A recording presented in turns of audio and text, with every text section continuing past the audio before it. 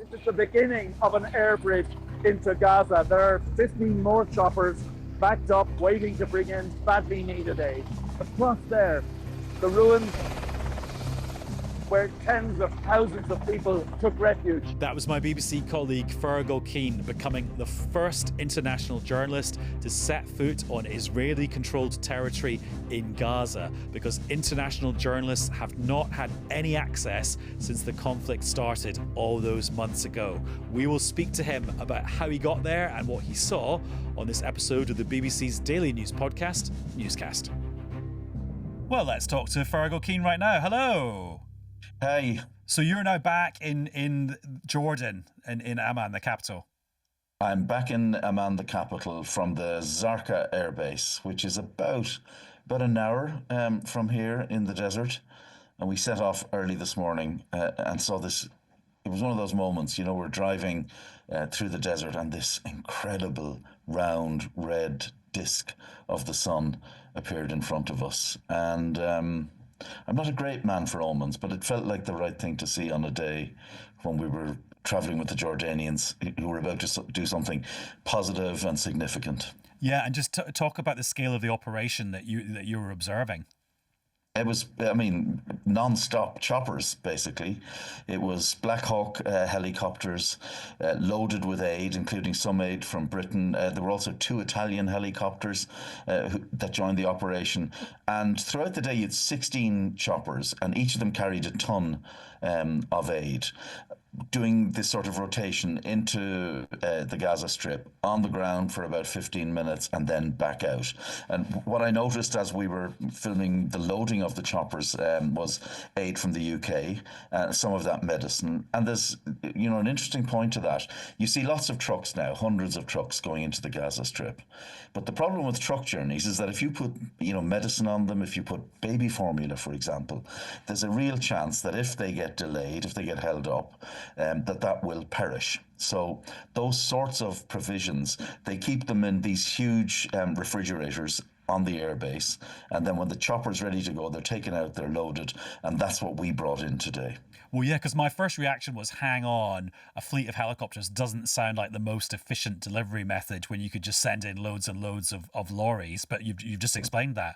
Well, I think the other thing to bear in mind is this. I mean, it's a point well made, is that we landed on a tiny airstrip, and over the last 40 years in journalism, I've landed on airstrips all over the place.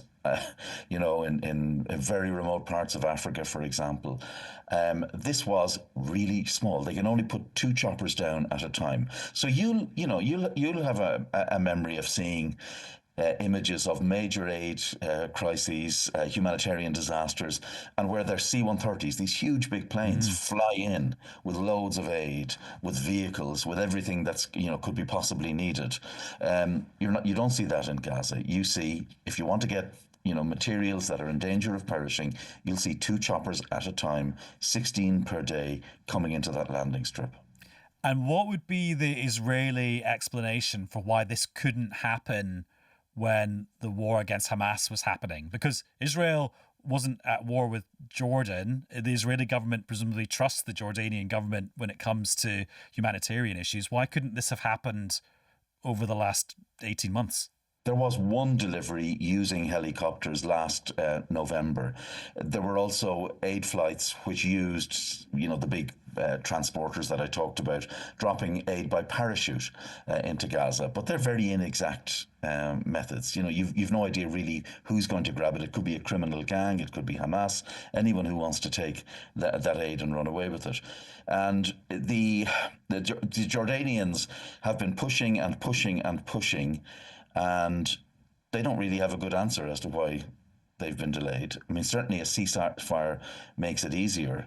I think that in the longer term, and if you look at the kind of comments that have been made by the United Nations, by many of the major NGOs, non-governmental organizations, who have accused Israel of slowing down aid, of refusing to allow aid in, only allowing limited amounts in. Don't forget the Americans.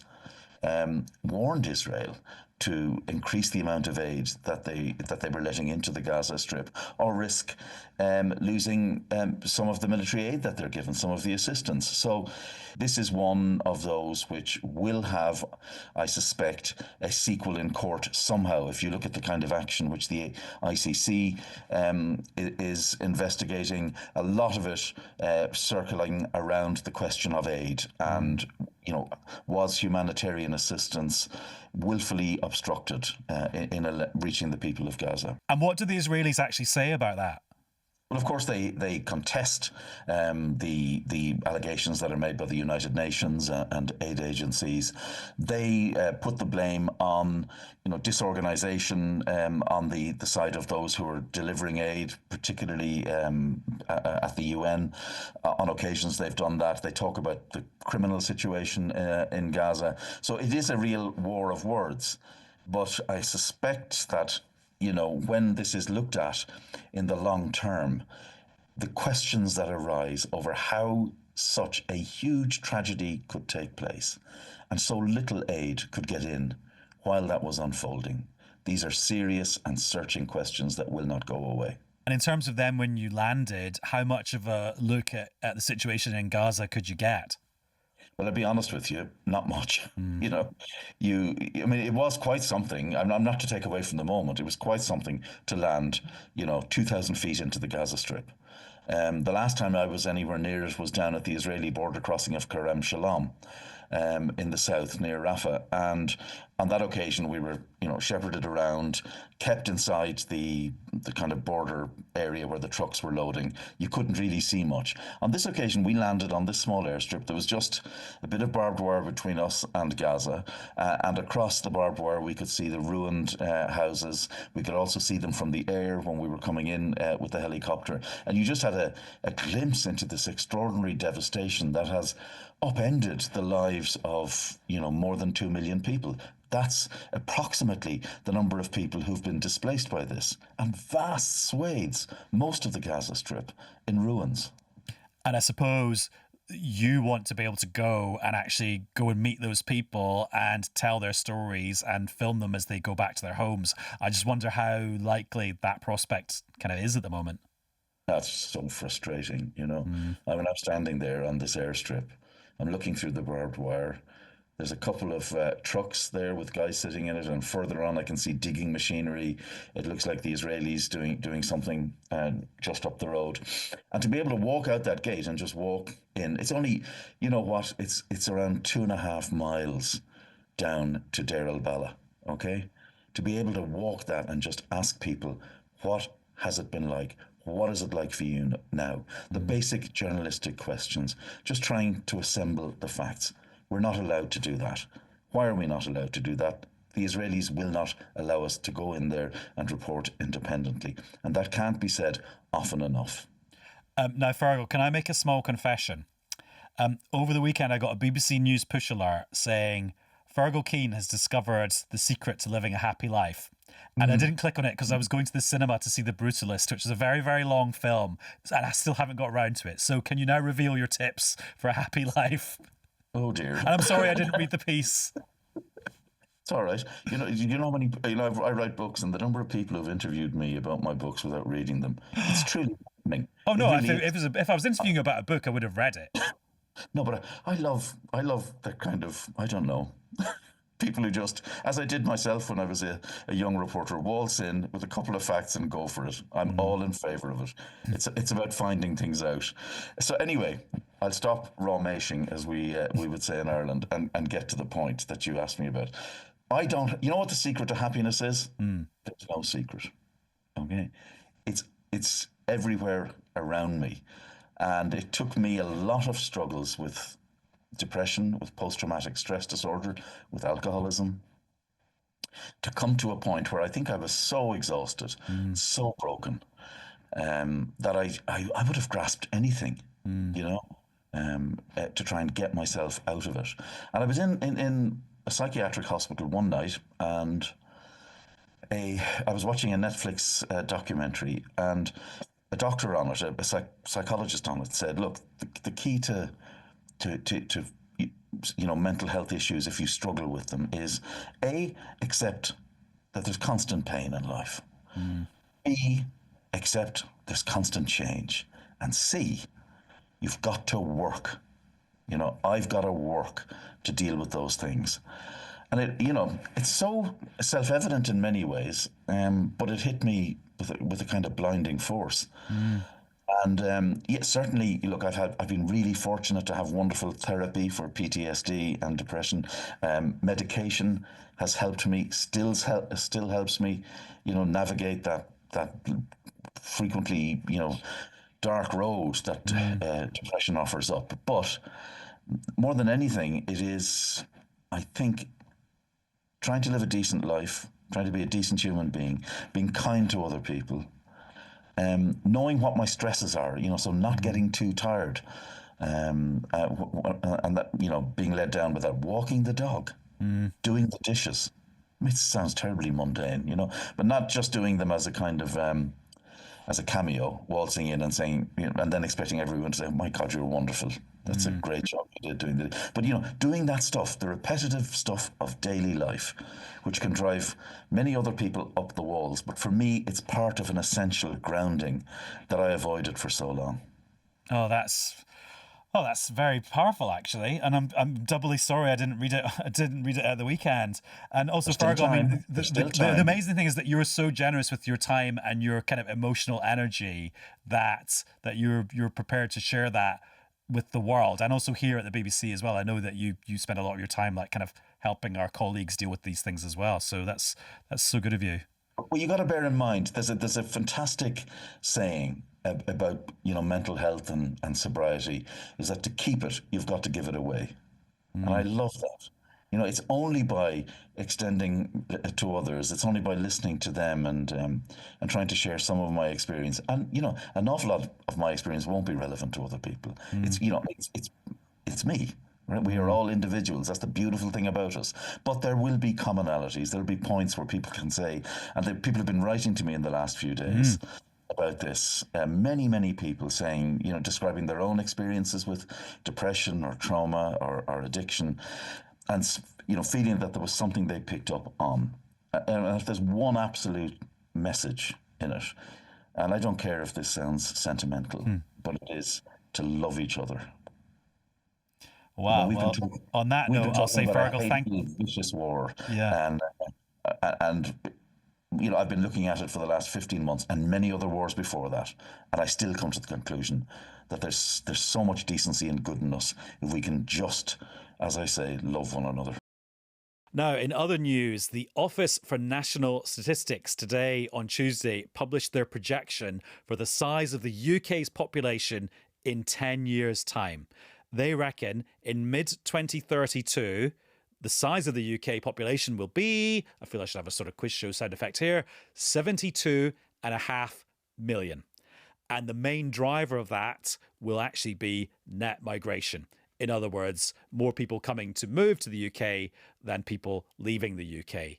And basically, the number of births and deaths will be about equal. So the next decade, when it comes to the shape and size of the population, the big story is going to be migration. Now, I did an episode of Antisocial about this a few months ago, which was focused on one bit of that equation, which was the low birth rate in the UK. And I realised as soon as we made that programme, it wasn't really a programme about fertility or the number of babies that people were having.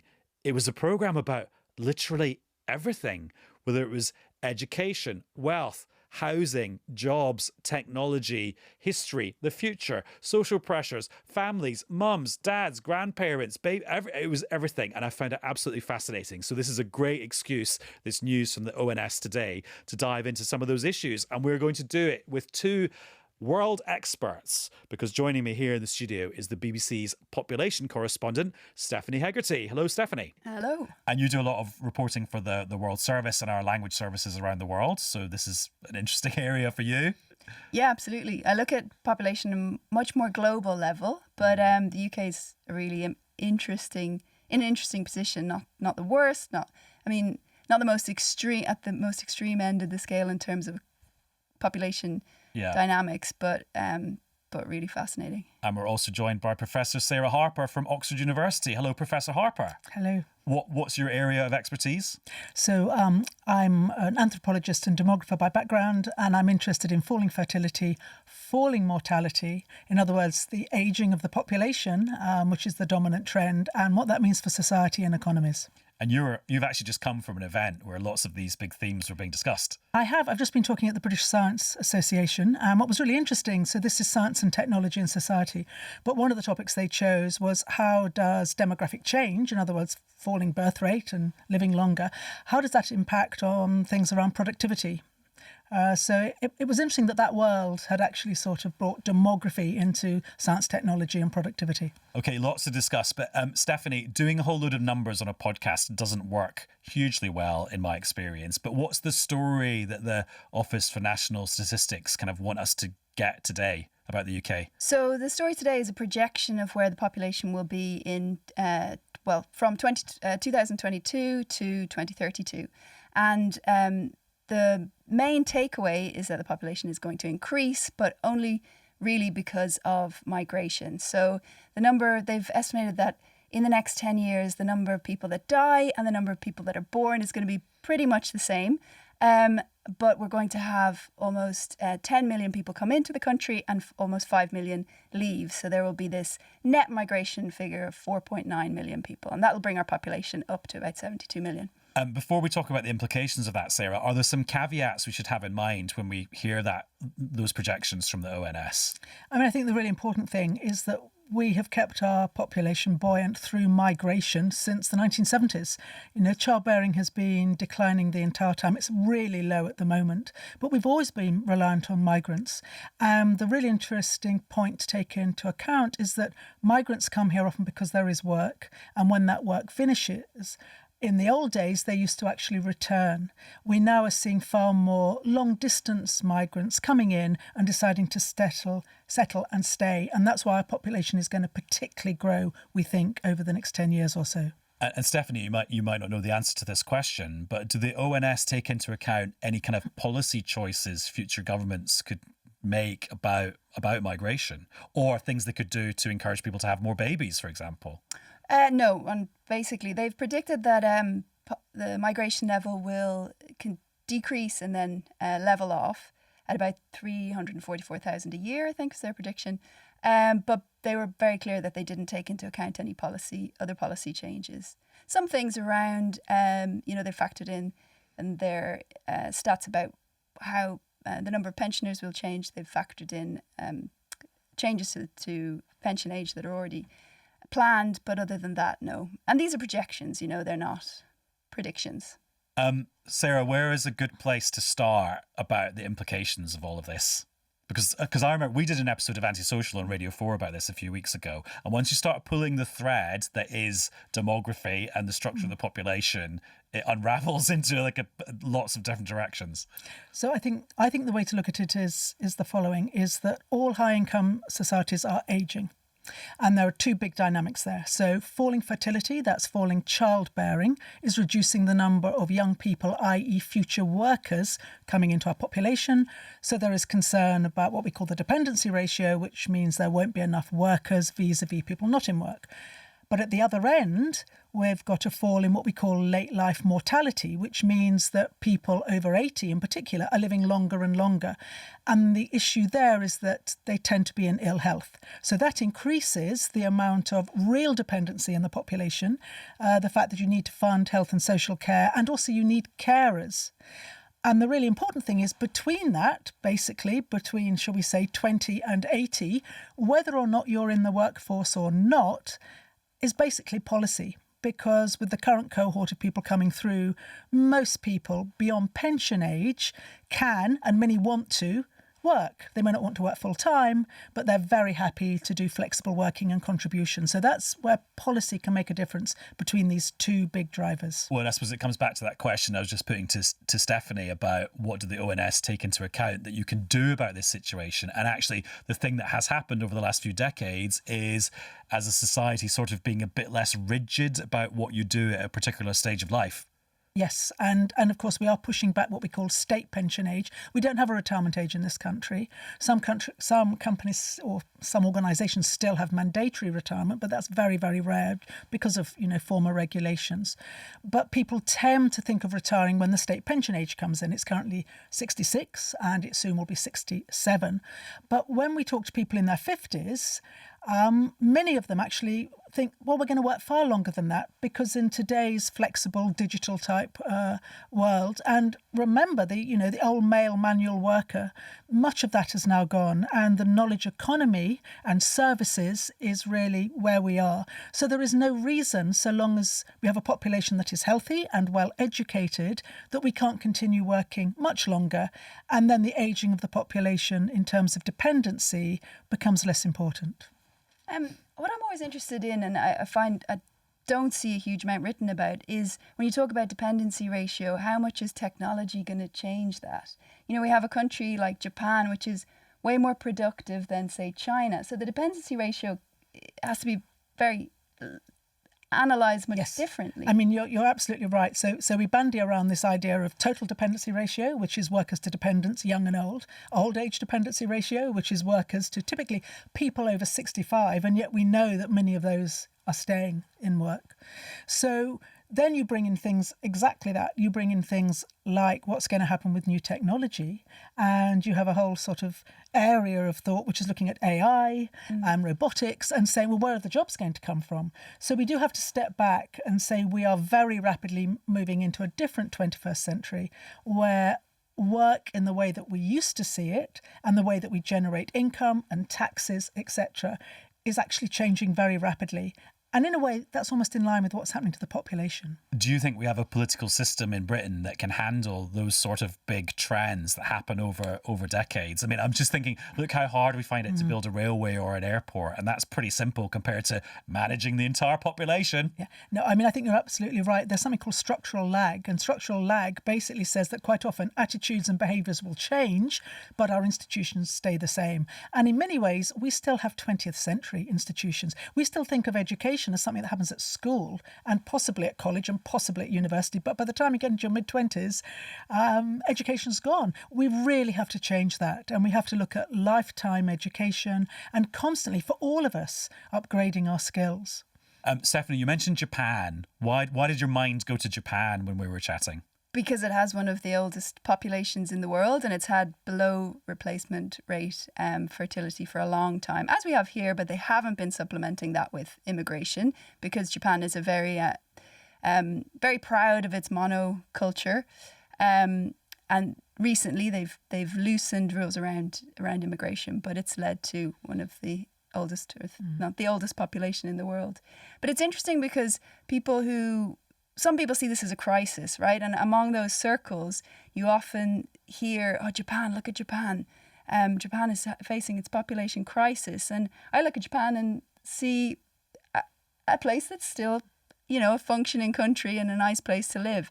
And certainly it's seeing this as a problem and trying to address it, but it's not as if society has imploded. Mm-hmm. I think the really specifically interesting thing is how many governments are now trying to tackle this through boosting childbearing. And if you look at it in the bigger picture, so yes, in high income countries we're all below replacement, and it seems that there isn't much we can do. The French, who've been throwing stuff at trying to get women to have more babies, and weren't such as amazing tax breaks, support for third and fourth child, childcare, etc. Now, they were keeping their total fertility rate at about 2, and it's now down to 1.6. Same in Scandinavia, right? They did have some success in the early 2000s in pulling back low fertility levels by introducing these things, childcare, maternity leave and paternity leave that were shared between mothers and fathers, and a kind of business culture that helped families or supported families. And then in the past 10 years or so, fertility levels have fallen again. So it seems to be this really difficult, this very social phenomenon that the policies we've seen so far are having very little impact on. But is that because the policies themselves are not the right ones for the problem, or the problem is not solvable by policies? I mean, I think it looks as if all the direct financial incentives that have been put towards this simply haven't worked. And you can take, you mentioned Scandinavia, so Sweden in the 1990s, Australia in the 2000s, where they gave these tax bonuses. And they had this little baby boom because people only were going to have one child or two children, and they just had them quickly together to get the tax. And then they had a baby bust. Where we do see some... You mean it squished the number of children into a particular period and they were going to be born anyway? Anyway. It was the timing rather than the number. Yeah, but so the only place, the only kind of policies which have had some effect are things basically around gender equality in the workplace, gender equality in the community, recognition that, there are parents. But across the world, the same picture is coming out. And if you look at surveys that are happening in Southern Europe, Eastern Europe, Southeast Asia, Far East, young women are saying the same things. Well, actually, having a child is just one of the things I may want to do with my life. And I think we've just seen this amazing switch in that kind of an attitude. So previously, their parents and grandparents, if you were a woman, you took it for granted that probably you might well get married and have children. The current generation across the world is saying, no, it's just one of many things I may do. And if we just stand back, actually, in Africa, we still have 4 to 9 children on average per woman.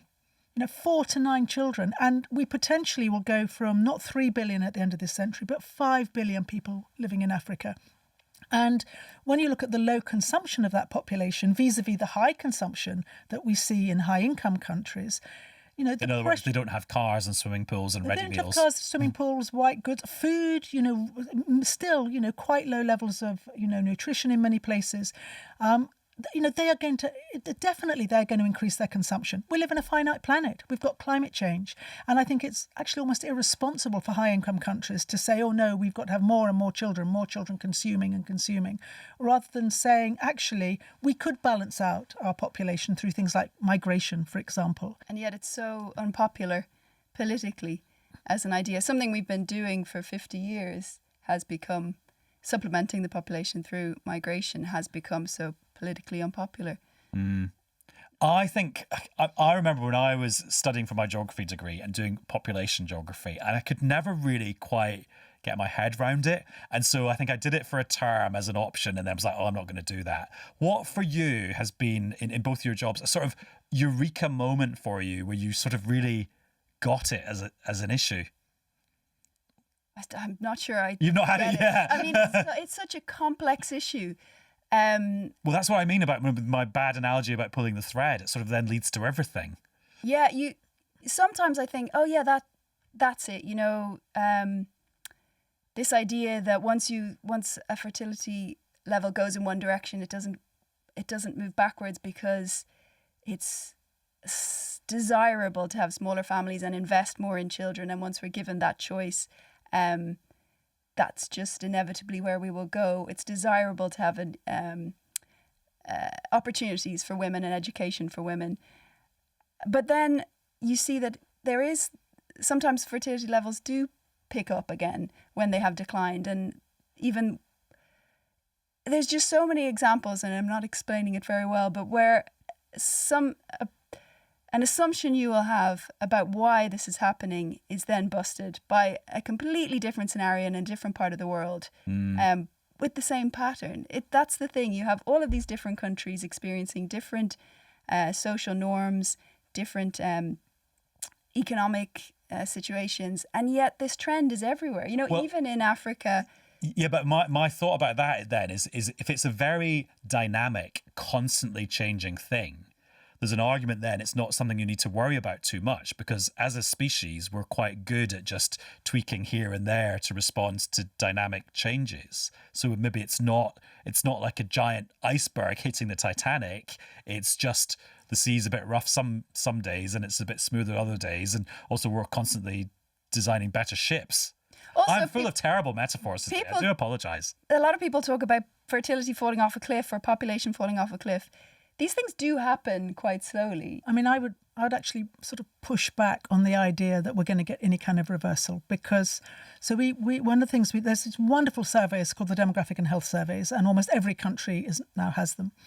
And one of the things that we had picked up was that When you start going through the fertility transition, which means women get education and health and access to contraception, on the whole, the maximum family size that they want starts to fall.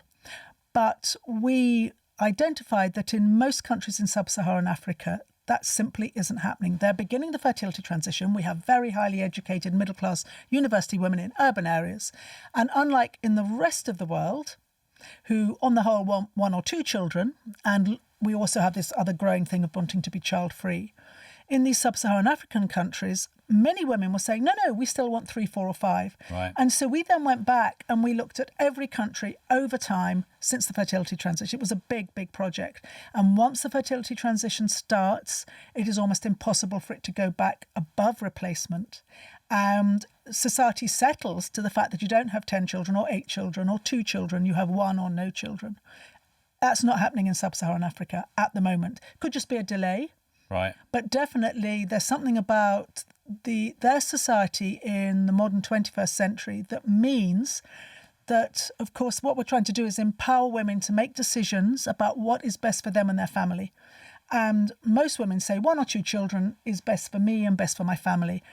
In many sub-Saharan African countries. And also, we looked at different parts of Africa. We looked at different ethnicities, religions, development, etc. What they're saying is, no, the decision we want to make is to have 4 children. We may want a gap, but we'll have 2 children to stay at home and 2 children to migrate and send back remittances. Right. Now, that may change, but that in a way that is good because that's women being empowered to make those kind of decisions. But it does mean that maximum world population could well increase more than we think. And when you said that this idea about there being sort of a counterbalance, well, demographically, we do have one. And that is the high fertility growing population should use migration as the balancing. But we have nationalities and nations and national policies that are coming in and stopping this naturally happening. So when you said about migration being so unpopular, I think we understand that at the national level, migration is really good for countries. It's just that governments need to put in policies that alleviate some of the fears at the local level, fears of competition around jobs and housing, etc. So it's almost like, policy needs to come in and reassure a population that migration in the long term is actually very, very good for a country. And we could do a whole series of podcasts discussing that issue. Just to pick up on what you said about this event you were at and about productivity and technology, what's a big kind of takeaway? That's a good conference phrase, isn't it? Yeah. What's a good takeaway on that? So the big takeaway is if we have falling childbearing, we're not going to have young workers. So how are we going to solve it? And the 2 ways to solve it are, 1, to look at productivity across the population and particularly among the over 50s. And secondly, coming back to the migration, to make sure that we supplement any of the migration we have with what we call circular short-term local migration, i.e. local from our region, which we happen to live in Europe, because that's much more likely to follow jobs. And when those jobs and opportunities are not there, to return to the country. But if we look at the other thing I just mentioned, which is really understanding that the over 50s have a huge amount to contribute to a knowledge economy. We know that productivity increases across our life courses, at least till 65, because that's when the surveys tend at the moment to stop. We know that post-COVID, we've done a lot of work, or should we say a lot of work has been done on understanding productivity by age group. And at the moment, it's very clear that the over 55s are more productive than the under 25s. And we also know, because we have things like brain scans, and brain scans really understand what happens to the brain as we age, that the kind of things that a knowledge economy want, which is things like, verbal understanding, communication, problem solving, and also a certain calmness when there is, some kind of a crisis. We get better and better at that over 50. So we were talking about improving healthcare, improving education across the life course, and therefore improving productivity within the UK, and not being worried about it. A lot to think about. But I think that to me sounds like a preview of what our politicians will be talking about in maybe 5 years, 10 years. That's not what they're going to be talking about next year, is it? They have to be talking about it next year. I mean, the Phillips report in 1948 or something warned the UK that this was going to happen. So, as you said, this is not something that suddenly happened. We have been talking for 80 years. Yes. You've known. All right. Yes, okay. yes, we've known that fertility was falling and that we were living longer. So in 1976, the total fertility rate for the UK was about 1.76. That's well below replacement rate, 2.1. And that was 50 years ago. If only they'd had podcasts then. Yeah. Professor, thank you very much. And Stephanie, thanks to you too. You look like you wanted to add something Yes. else. Well, I wanted to get into why. Addendum. I want to get into why fertility is so low because I think it's fascinating. Oh, yeah, true. Yeah, okay. And one of the things I've been looking at recently is how in so many different societies, people are struggling to couple up. So marriages are down in China, in Iran, in Turkey. And those are all countries where marriage is very much linked to having children. But even in some research I was looking at from Finland, they've found that relationships are less stable. Couples are quicker to move in together, but also quicker to move out then. So relationships aren't lasting. And there's lots of different theories as to why, but this has a profound impact on fertility rate because one of the main reasons why people who don't have children but wanted them, why that happens is not because of fertility problems, it's because they didn't find a partner in time. Right. So this seems to be recently many obstacles in the way of people partnering up. And I think one of them that I've been looking into is this disconnect between men and women when it comes to education levels, for example. There's still a kind of hangover maybe from patriarchy where I think most sociologists have studied this. I'm not making bold assumptions, but that a lot of most women look for a partner that they see as equal to them on an education level or higher. And what we have across the world a situation where vastly more women are graduating from university than men. Women are doing better in high school, primary school, high school than boys are. And so we have this disconnect. There's a sociologist at Yale called Marcia Inhorn who calls it the mating gap. And it's not a UK or European or a US phenomenon. It's happening in other countries that I've been looking at it, like I mentioned, Turkey, Iran, China. It just seems to be across the board.